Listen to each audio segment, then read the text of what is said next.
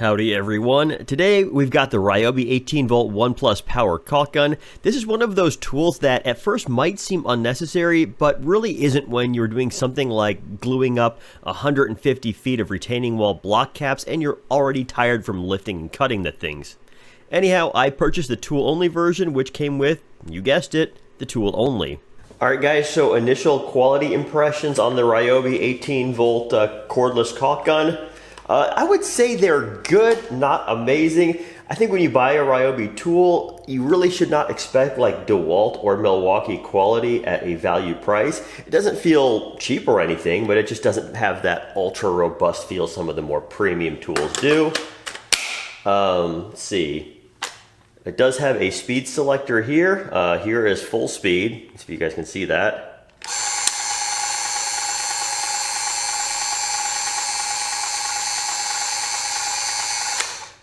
All the way, slow it way down to just creeping, which barely moves. There it is, barely moving. It is a little awkwardly large if I had to render an opinion on that. I'm not exactly sure why this whole motor thing needs to be so big.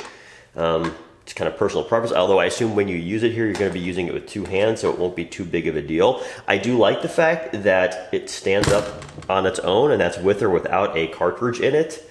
The only sort of build quality thing that caught me off guard is, hey, that's kind of weird, is the actual plunger here. It's kind of loose. Like I don't know why that is. I don't know why there's so much play in that. I think there'd be a little bit of play to compensate for, like, you know, maybe a caulking tube that doesn't have a super flat bottom, but that much play, I don't know. We also have a little seal puncture device here. I rarely use these. I usually just use like a gutter stake instead, but you know, once it is forward, the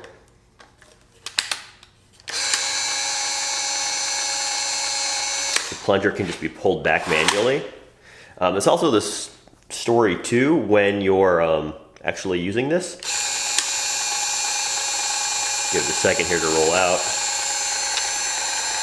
If you apply pressure to it, it'll just push right back as soon as you release, which is nice to relieve pressure so the caulk tube doesn't continue to drip. Oh yeah, and in case you were curious, this loads pretty much like any other caulk gun. Drop it in and then run the plunger into place. When the motor is not engaged, it can be moved freely. Alternatively, you could just insert the cartridge and then power load it, but I like the manual way. It's quicker.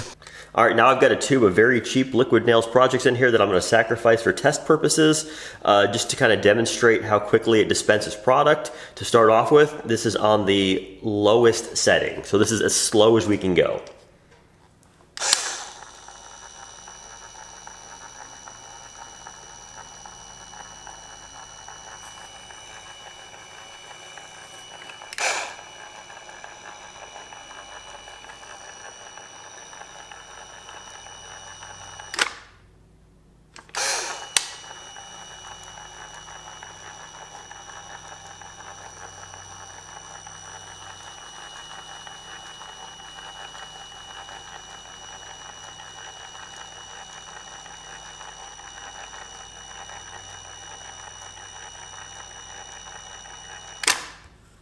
So, pretty slow.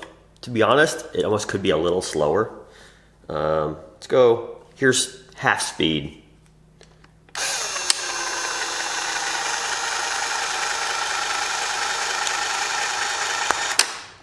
And full speed. Whoa.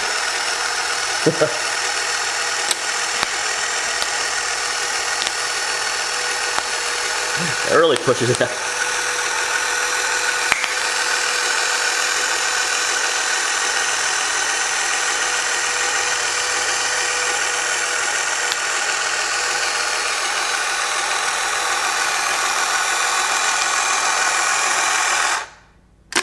And that's the tube. So, slowest, medium, full speed. As I mentioned earlier, I purchased this tool because I've got a big retaining wall project I'm working on. Since I'm already way over budget and way over my initial time estimates, I thought why not pick this up to help speed things along. So here's how well it dispenses thick polyurethane construction adhesive.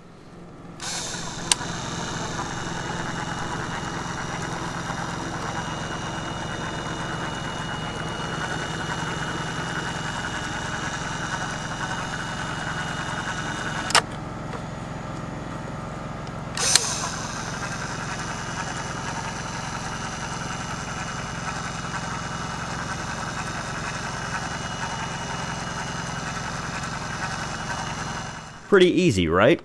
Overall, I think this tool does exactly what it advertises. It replaces hand power with battery power to dispense liquid out of a caulk tube. To be totally honest, it's probably overkill if you've only got a couple cartridges to deal with, but if you have a big job, this will really save your hands.